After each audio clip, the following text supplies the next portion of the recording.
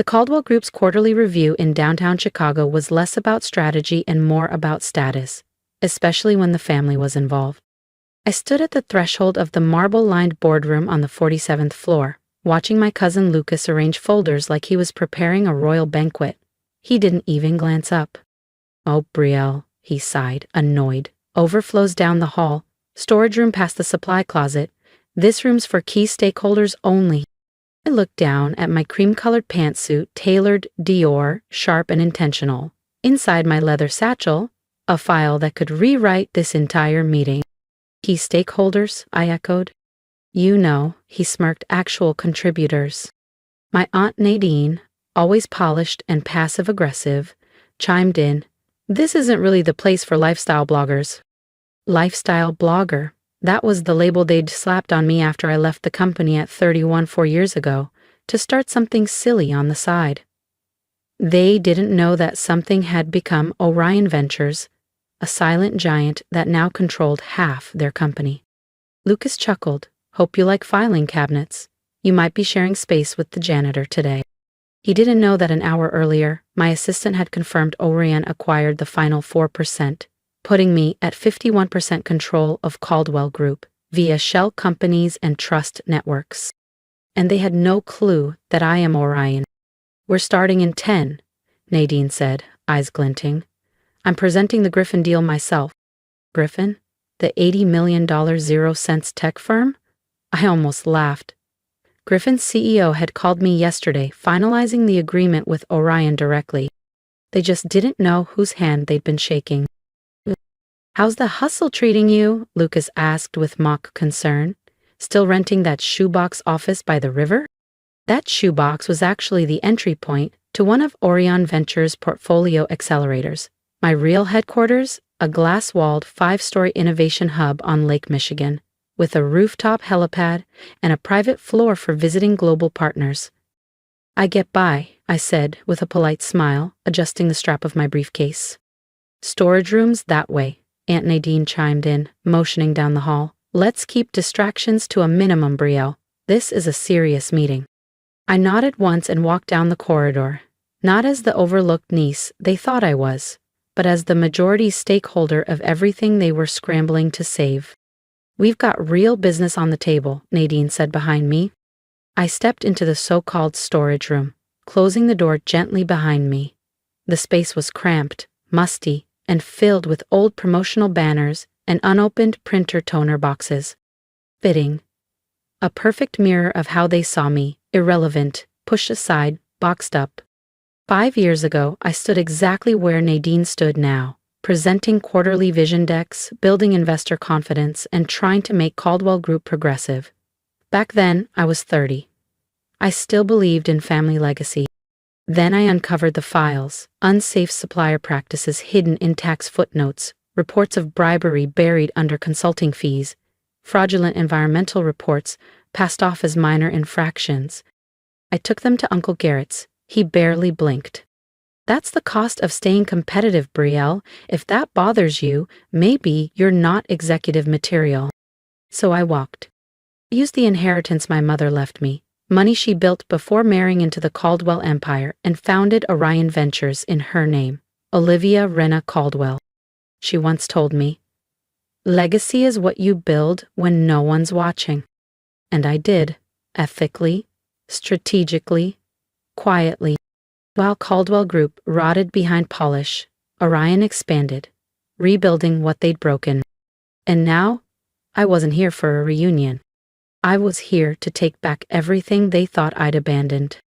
And now, Caldwell Group was bleeding trust. Key clients were pulling out, revenue had stalled, market confidence was evaporating. They didn't realize the rescue was coming. From me.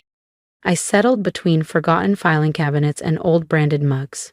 Flipping open my laptop, through the thin drywall, voices buzzed. Nadine laughing too loudly.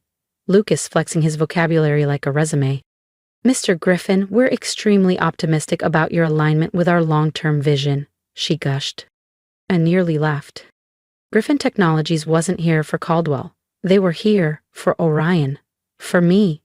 The very proposal Nadine thought she was presenting had already been executed, signed under my name, with terms she'd never see coming.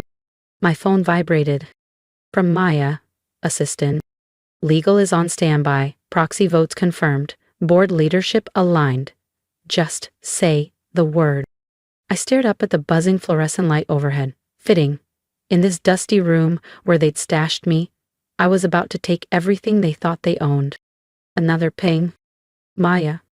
Mr. Griffin asked if you want him to keep playing along or drop the act. I typed back. Let it play out, but make sure he doesn't sign anything Nadine hands him. Right then the door creaked open. It was Camille, my Uncle Garrett's third wife. Barely older than I was, swathed in head-to-toe designer with a voice that belonged on reality TV. If Clents don't close the door. Your typing's echoing in the hallway. I smiled. Of course. She left without a thank you, completely unaware that her ironclad prenup had already been flagged, purchased, and filed by one of Orion's subsidiaries, along with documented evidence of her little getaways with her golf coat. Through the wall, I heard Garrett begin. Welcome, everyone, he boomed. Caldwell Group is excited to explore select strategic alliances. Strategic alliances? Translation, we're drowning, please invest. Truth was, they were $200 million, 0 cents in the red, and the only thing keeping them afloat was me. And I wasn't here to save them. I was here to take over.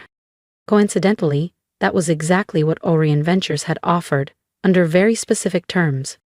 I glanced at my screen. Caldwell Group's stock had dipped another 2.1% since the market opened, right on cue. Through the thin walls, Nadine's voice sparkled with fake enthusiasm as she wrapped up her pitch to Griffin Technologies.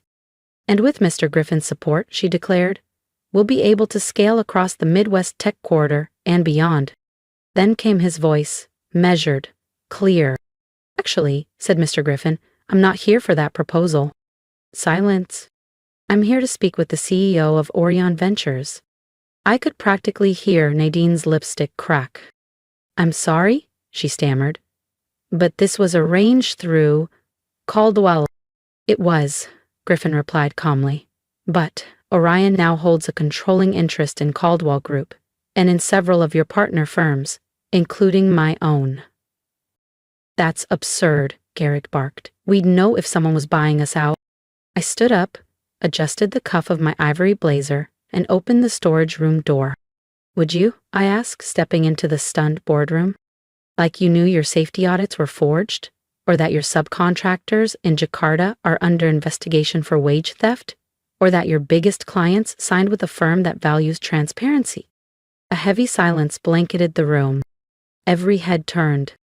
And for the first time in half a decade, they didn't see the niece who left. They saw the woman who owned the company. Nadine's cheeks went ghost white. Lucas dropped the gold-plated pen he always flaunted like a trophy. Uncle Garrett stiffened, mouth slightly agape, caught between disbelief and the creeping realization of what was unfolding. There must be some mistake. It was for the best news, he hoped. But they will hear our conversation. What? What are you? I offered a serene smile and stepped fully into the room, heels echoing softly on the marble tile. Perhaps we should start this meeting again, I said. It's not exactly proper etiquette to leave your majority shareholder in the storage room. The room fell into stunned silence. I walked to the head of the table and calmly placed my briefcase down. A quiet, deliberate click as the latches opened. Orion Ventures, I began, watching Garrett's jaw clench tighter with every word, now holds 51% of Caldwell Group's stock.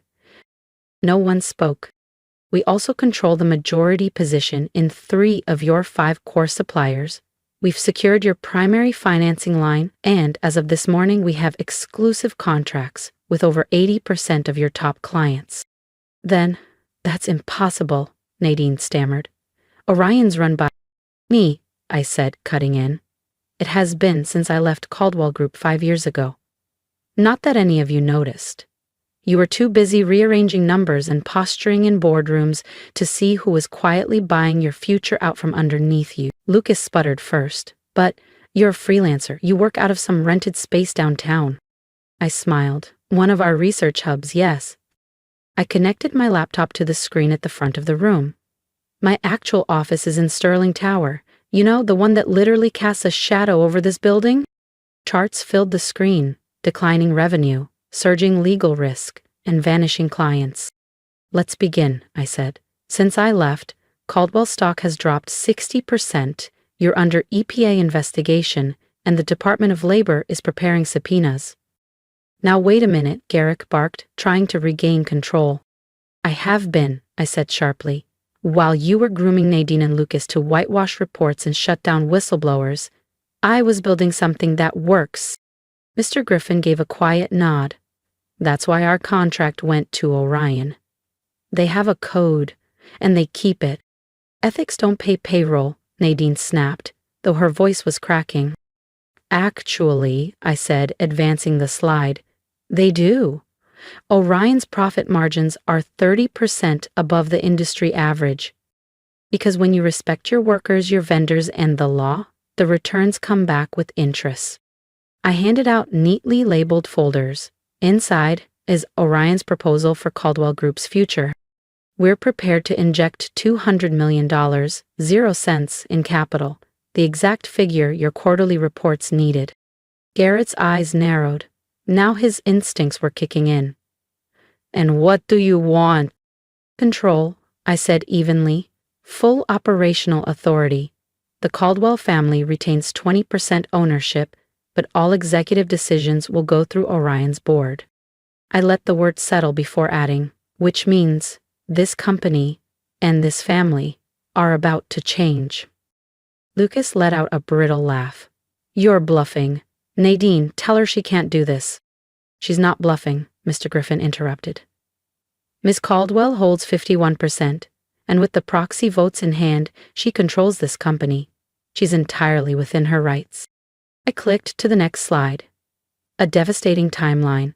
OSHA violations, fines, wrongful terminations, offshore labor abuse. 10 years of rot. The choice is yours, I said. Accept our proposal and let us rebuild, or let this house of cards fall. Nadine's lips trembled. You'd destroy your own family? This isn't destruction, I said. It's redemption. Orion restores what people like you ruined. We're just starting with ours. Uncle Garrett stood slowly. The fire in his eyes hadn't gone out. But something else had appeared behind it. Something that looked a lot like respect. You planned this, Garrick murmured, his voice barely above a whisper. All of it. The quiet resignation, the shell companies, the client acquisitions. I met his eyes without blinking. I learned from the best, Uncle. You taught me everything about power plays. Then I softened. But you didn't teach me how to lead. That I learned from Mom. He flinched at the mention of her name. Olivia Renna Caldwell, his sister, had been the conscience of this company. After her passing, it hadn't taken long for her vision to be stripped from every boardroom agenda. Until now, I slid a folder across the table, crisp and unyielding. The documents need to be signed today, I said. Your creditors are circling. So is the EPA. And as of 15 minutes ago, the press. Nadine clung to Garrett's arm. You can't let her do this. We'll find another investor. Can you? I tilted my head. Check your phones. Across the table, screens lit up in near unison. A headline flashed across every device. Orion Ventures declares majority ownership of Caldwell Group. Immediate restructuring imminent. By market close, they'd be lucky if their brand still carried any goodwill. The room dissolved into chaos. Frantic whispers, vibrating phones, darting glances. Lucas collapsed into his chair, all color drained. Nadine blinked at the screen, stunned. Garrett sat in stony silence, holding the contract. And for once, he actually read it. His fingers trembled slightly as he reached the final page. You'll keep the Caldwell name? He asked finally. The name, yes, I said, but not the practices that tarnished it. I met his gaze head on. It's time for Caldwell Group to stand for more than unchecked profit. He let out a long breath and nodded. Then, slowly, deliberately, he picked up the pen. Wait, Nadine's voice cracked. What about us? Your positions are secure, I said clearly, if you're willing to learn. Orion offers full training in ethical governance and sustainable leadership. I paused. Or you can walk away with your 20% equity and chart a different future. You'd really fire your own family? Lucas asked, stunned. I'd really expect them to earn their seats, I replied. Like every other Orion employee. The contracts were signed by the hour's end. As the room emptied, Mr. Griffin approached with a quiet, knowing handshake. Masterfully done, he said. Your mother would be proud. I looked across the boardroom. Nadine, Lucas, and Garrett lingered in the corner, silent, shaken, the empire they once ruled slipping through their fingers. A part of me ached for them, but a larger part knew this was justice. The months that followed were transformational. Caldwell Group's toxic practices were dismantled, piece by piece. Wages were restructured fairly, employee protections became standard, sustainability became policy, not just PR. To her credit, Nadine surprised us all. She enrolled in ESG leadership programs, earned certifications, and became an asset in Orion's corporate responsibility division. Lucas took longer, but eventually, his charisma was repurposed. He led our community engagement arm, restoring trust where his name had once cast doubt. Garrett stepped down as CEO, but remained on as a senior advisor. Over time, even he admitted that what I built didn't destroy his legacy. It elevated it. 1 year later, I stood at the floor-to-ceiling windows of my office in Sterling Tower, watching the lights of downtown Chicago flicker like embers across the skyline. In the distance, the Caldwell Group building still stood, but now it bore something new beneath its name, a silver seal reading, Certified by Orion, Ethical Enterprise. A quiet knock at the door. Your uncle's here for the quarterly review, Maya said, stepping in with a smile. And Nadine just joined him.